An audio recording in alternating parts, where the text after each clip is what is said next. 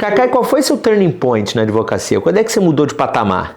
Essa história é delicada, né? Porque, assim, a advocacia tem várias facetas. Né? Assim, para mim, teve um caso específico que o Pertence me nomeou advogado, defensor, num caso de um processo de extradição no Supremo Tribunal para definir o que seria crime político. Um caso que teve no Supremo, porque era a extradição de um argentino que tentou fazer um golpe de Estado na Argentina, La Tablada. E eu fiz a sustentação no Supremo, que foi muito importante para mim.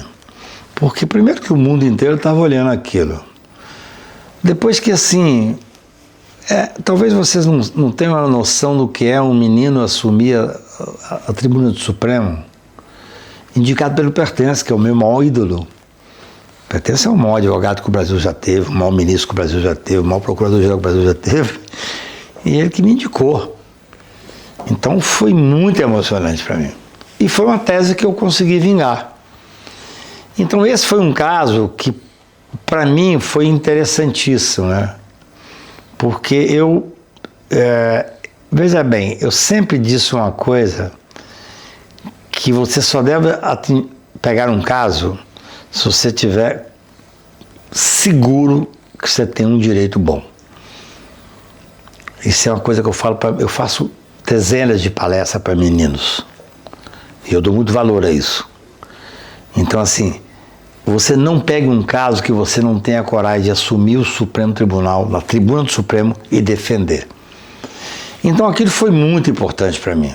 Agora, claro, a ação direta de constitucionalidade 43, onde nós discutimos a questão da presunção de inocência, que foi o maior tiro nessa fascista movimento da Lava Jato, né, que é da República de Curitiba, foi muito importante porque eu fui o primeiro a entrar. E aconteceu uma coisa incrível, né? Assim, eu entrei, eu procurei um partido pequeno que não pudesse dizer que eu tinha interesse, e aí o Bolsonaro disse que ia ser candidato a presidente da República por esse partido e fez uma única exigência, que eu fosse desconstituído do caso, uma ação que eu tinha entrado, e que mais, além de ser desconstituído, se desistisse da ação. O presidente do partido me ligou e falou: desconstituir, você pode me desconstituir. Eu nunca tinha sido desconstituído na minha vida. Não? Nunca na minha vida. Mas desistir, isso é ignorância de vocês, essa ação é disponível. Aí eu entrei como amigo escuro. De uma ação sua mesmo? De uma ação minha. E eu subi à tribuna do Supremo e disse: olha, com muita honra, eu fui destituído por esse fascista. Então, tem muitas ações que são importantes para mim. Talvez essa da indicação do Pertence seja fundamental. Mas tem ações, Guilherme, que as pessoas não percebem assim porque não tem imprensa.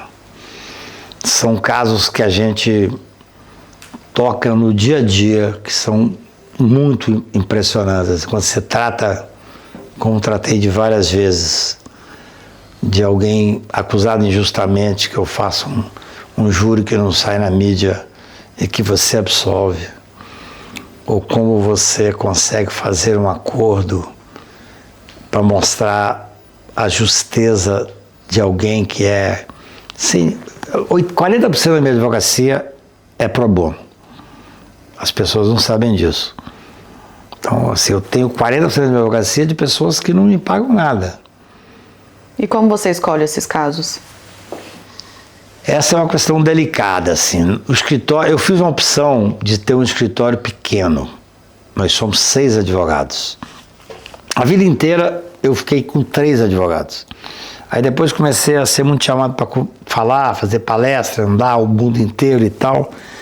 E eu precisava de 6, não quero crescer mais. Então nós somos 6 advogados, os meninos são brilhantes, absolutamente brilhantes, quiseram eu ter o preparo intelectual deles. E a gente faz uma discussão prévia de tudo. Olha, sério, chega 3 casos por dia no meu escritório. 3 casos, é incrível. Os mais diversos do mundo, entendeu? E eu olho, todos nós olhamos, todos os casos do meu escritório passam por mim. Isso é uma questão que a gente faz, uma questão assim, posta. A gente discute entre nós e, claro, os meninos são brilhantes, mas tem uma visão minha e tal. E aí, depende. Se você pega um caso que às vezes você fala, isso aqui é um absurdo. E eu falo, não, é um absurdo que eu quero entrar. É um absurdo que eu quero botar minha cara a tapa. É difícil. Não tem um critério. Claro que o critério óbvio é você achar que tem direito, você achar que é injustiça. Isso eu estou dizendo nos casos pro bono. Sim. Nos casos da advocacia do dia a dia, aí é advocacia normal, assim. Eu advoguei para todo mundo nesse país. Entendeu? Hoje, talvez, até tenho essa dúvida, viu? Assim, eu hoje virei uma pessoa tão posicionada que eu acho que, de certa forma, eu afaste a Faria Lima de mim. É uma opção que, quando eles precisarem mesmo, eles vão me procurar, eu não tenho dúvida. Mas, assim, há uma questão diferente, assim.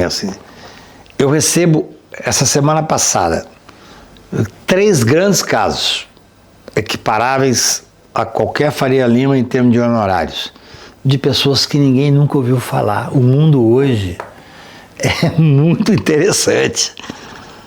É muito interessante. Então, assim, eu continuo sendo o mesmo advogado que sempre fui, com as mesmas dificuldades. Às vezes eu sou um cara difícil, eu não sou um cara fácil. Eu falo coisas que as pessoas não querem que sejam muitas vezes faladas. Assim, para mim é mais importante muitas vezes enfrentar uma questão difícil através da poesia, que é a minha vida. Eu sou muito mais da poesia hoje do que do direito. É porque a poesia não me sustenta, né? Eu gosto de vinho, então... Mas eu tenho coerência. A minha advocacia é muito legal. Meu escritório é absolutamente brilhante. São 6 advogados comigo. Os meninos são excepcionais. Intelectuais de primeira linha e muito coerentes naquilo que nós defendemos.